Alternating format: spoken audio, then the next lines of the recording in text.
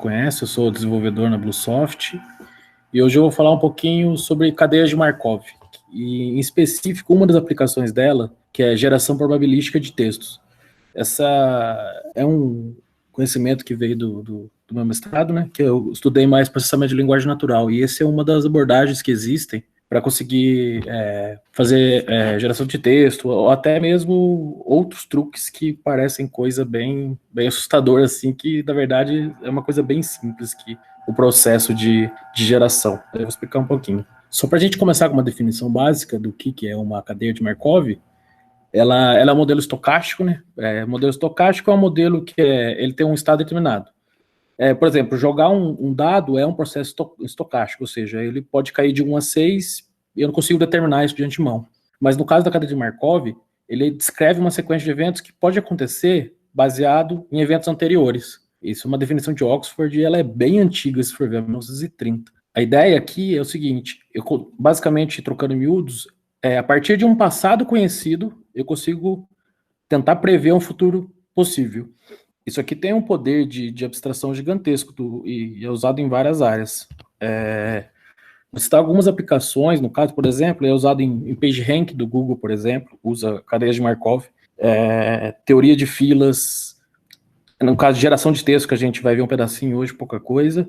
E, por exemplo, no nosso trabalho, a gente tem aquelas IDEs que autocompletam, tem vários projetos novos que estão usando estatística mais probabilidade, para começar a tentar adivinhar qual que é o teu próximo código. Ou seja, baseado nessas cadeias, os caras conseguem fazer esses autocompletar inteligente. Baseado no que ele... Nossa, como é que esse cara sabe que eu vou digitar esse tipo de coisa? A teoria por trás, o fundamento é baseado nesse cara aqui. Uma das abordagens, né? Eles juntam várias. Eu vou dar um exemplo bem simples aqui para vocês entenderem como é que funciona. Então, vamos supor, considere esse conjunto de treinamento. Conjunto de treinamento, sim, considere um conjunto que eu vou utilizar para tentar adivinhar o futuro. Então, ou seja, eu pego 3 sentenças aqui, que poderia ser um chat, um domínio qualquer. Vamos supor lá, um chat de suporte. Então, eu pego lá alguém que já atendeu o telefone e pego essas sentenças. Olá, boa noite, que posso ajudar? Olá, boa noite, poderia ajudar em algo? Olá, boa noite, poderia ajudar em algo? Ou seja, eu tenho poucas variações aqui, mas assim, você pode colocar o que você quiser no teu treinamento. Quando você transpõe isso para uma cadeia de Markov, ela vai ficar mais ou menos assim. Ou seja, a cadeia de Markov você pode considerar qualquer coisa aqui. Você pode considerar uma palavra, você pode considerar pedaços de palavra, você pode considerar letra, você pode considerar o que você quiser para montar a cadeia. No caso aqui, a gente vai considerar uma palavra. Uma palavra que é separada do espaço, no caso no português, né? Em outras línguas, você tem outros desafios. Você pode considerar pontos de exclamação, você pode considerar artigos, aí fica a critério do modelo que você está tentando prever. E ela faz um desenho mais ou menos assim. Ou seja, por exemplo, de olá, eu tenho 100% de chance de ir para uma vírgula, porque se vocês forem olhar aqui, sempre depois da palavra olá, todos vão para uma vírgula, certo? Depois da vírgula, eu tenho 100% de chance para ir para boa. Ou seja, depois da vírgula, sempre tem boa na sequência. Poderia ter outra palavra. No boa, eu já tenho uma bifurcação, porque é o seguinte, eu tenho 66% de chance de ir para a noite e tenho 33% de chance de ir para a tarde. Ou seja, eu tenho boa, eu posso ir de 3 sentenças do meu treinamento, 2 vão para a noite e uma vai para a tarde. E, nesse modelo, eu vou construindo a cadeia de como as sentenças vão se falando. Aí, por exemplo, tanto faz se for tarde ou noite, o cara põe um ponto na sequência, ou seja, depois de um desses dois, eu vou para um ponto. Aí, ponto, depois eu bifurco de novo. Eu tenho 66% de ser poderia e 36% de ser a palavra em. E, nisso, esse é um modelo, digamos assim, esse é um modelo visual de como uma cadeia de Markov é construída. É um modelo visual, né? Daqui eu vou demonstrar um modelo rodando um modelo computacional desse modelo, o que dá para você fazer com isso. Ela tem algumas limitações, é óbvio, né? Por exemplo, essa bifurcação, que é o caso que eu expliquei. No caso de bifurcação, eu nunca vou saber exatamente para onde que ela vai, porque ela tem probabilidade de ir para um ou para outro. Eu tenho maiores probabilidades e menores probabilidades. Então eu não consigo prever eu não consigo prever com muita clareza para onde eu vou. Mas assim, eu consigo saber com mais probabilidade de qual ela vai. Ela tem uma limitação de recursividade, que pode acontecer casos em que a probabilidade de ir para uma palavra e voltar para a palavra anterior é de 100%. Então, ou seja, eu entro num loop que eu não consigo sair mais. Porque as probabilidades, quando o teu conjunto de treinamento é muito curto. recurso computacional. No caso, quando você vai representar isso computacionalmente, que é outro domínio, né, ela pode ficar extensa demais, porque você tem que guardar toda a cadeia. Aqui eu dei um exemplo com 3 frases, mas imagina isso aqui com milhares de sentenças, um modelo desse tipo. Ou seja, para guardar tudo isso, montar essa cadeia aqui, representar ela computacionalmente, ela pode ficar muito extensa. Ela tem uma limitação que ela só funciona com recomeço literal. Quer dizer o seguinte, eu tenho que digitar, tem que ser exatamente essa palavra. Ela não aceita muito derivação, por exemplo.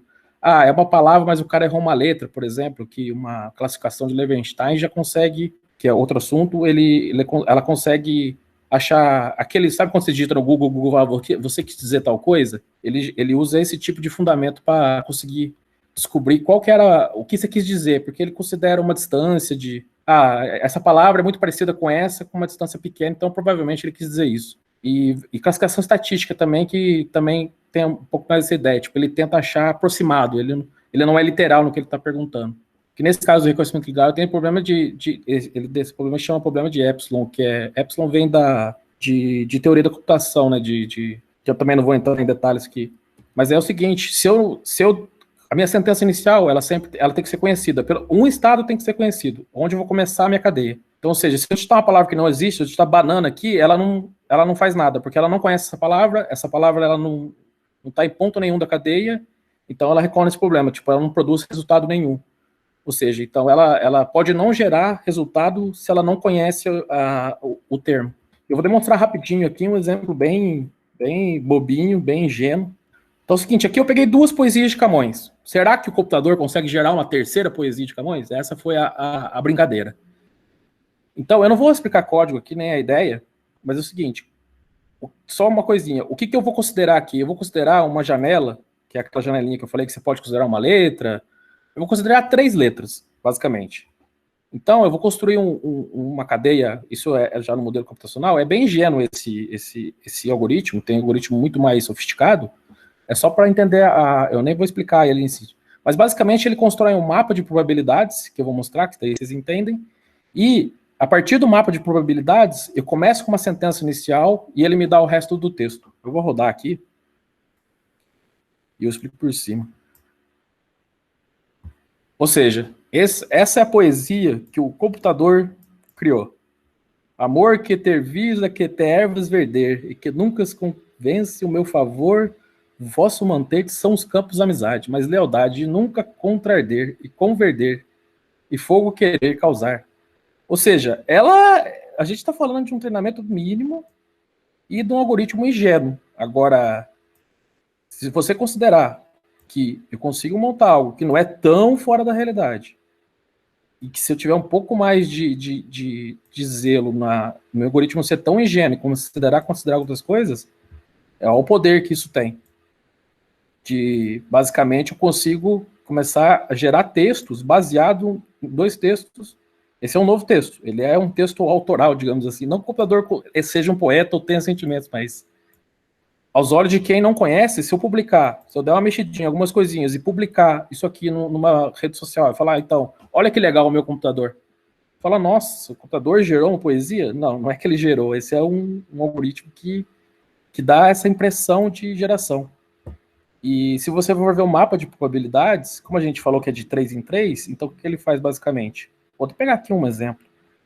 Então, vou pegar um que varia. Por exemplo, essa sequência AR espaço. Ou seja, ele está falando o seguinte, toda vez que eu enxergar AR espaço, eu posso, como a próxima letra, eu posso pegar ou P, ou Q, ou P, ou P. Ou seja, eu tenho aqui, dividido por 4, 75% de chance de ser um P, e 25% de ser o quê? Se eu achar esse trechinho dessa cadeia.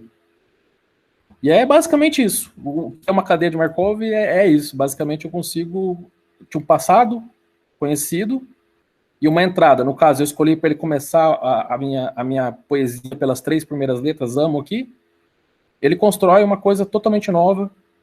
E aqui eu estou limitando até 700 caracteres, né? E é basicamente isso, cadeia de Markov.